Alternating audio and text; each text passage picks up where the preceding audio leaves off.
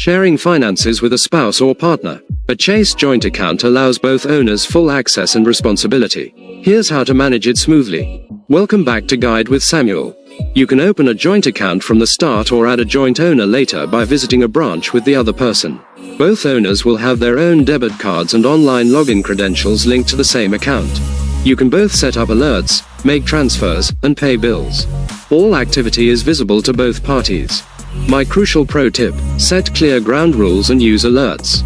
To avoid surprises, agree on spending and saving goals. Then, both of you should set up transaction alerts for purchases over a certain amount. This isn't about spying, it's about transparent, proactive communication that keeps you both on the same page. Build financial harmony through transparency and shared tools. What's your best tip for successfully managing money with another person? For more guides on shared financial life, subscribe. Thanks for watching. I'm Samuel, and I'll see you in the next video.